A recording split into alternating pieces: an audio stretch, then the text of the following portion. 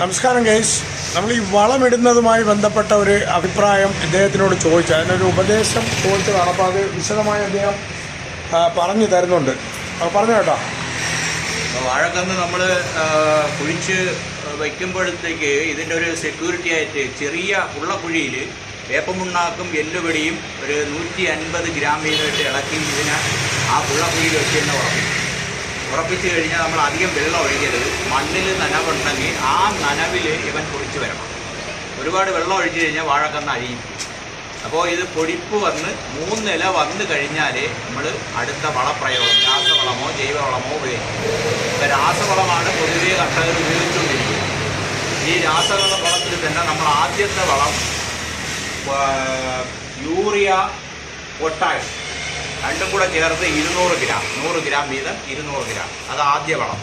അത് കഴിഞ്ഞിട്ട് നമ്മൾ അടുത്ത മാസം മുതൽ ഈ വാഴയുടെ ഏകദേശം കൂമ്പ് കയറുന്നത് വരെ ഉള്ള ഓരോ മാസവും കൊടുക്കേണ്ടത് മാറ്റം പോസും പൊട്ടാഷും കൂടെ ചേർന്നാണ്.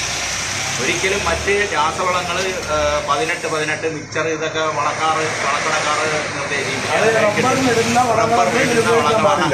അത് പാടില്ല. പ്രത്യേകമായിട്ട് പറയുന്നതെന്ന് പറഞ്ഞാൽ ഈ റബ്ബറിനൊക്കെ ഇടുന്ന വളങ്ങൾ വാഴയ്ക്കോ അങ്ങനെ കൃഷി ആവശ്യങ്ങൾക്ക് ഉപയോഗിക്കരുത്. അതിന് മഞ്ഞളിപ്പ് വരും, ഇല ചുരുളും, അതുപോലെ കൊലയിലും വ്യത്യാസം വരും. അപ്പോൾ ഈ തുടർന്ന് വരുന്ന ഓരോ മാസവും നമ്മൾ നേരത്തെ പറഞ്ഞതുപോലെ പാറ്റം ബോസും പൊട്ടാഷും മാത്രം ഉപയോഗിക്കുക. അത് കൂമ്പ് കയറുമെന്ന് തോന്നുന്ന സമയം വരെ ഉപയോഗിക്കാം.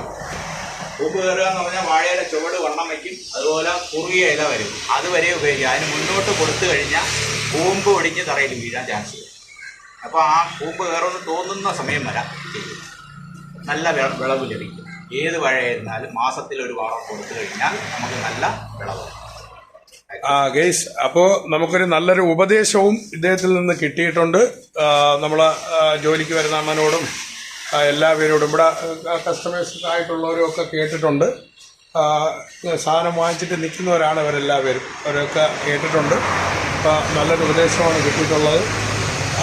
ഈ വീഡിയോ കാണുന്നവർ ഇത് മനസ്സിലാക്കി കൃഷിയുടെ ആവശ്യങ്ങൾക്ക് ഉപയോഗിക്കുന്നത് നല്ലതായിരിക്കും.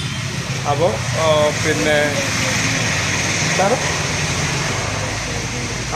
ഈ വീഡിയോ കണ്ടതിന് ശേഷം എല്ലാവരും സബ്സ്ക്രൈബും ലൈക്കും കമൻറ്റും ഷെയറും എല്ലാം ചെയ്യണം.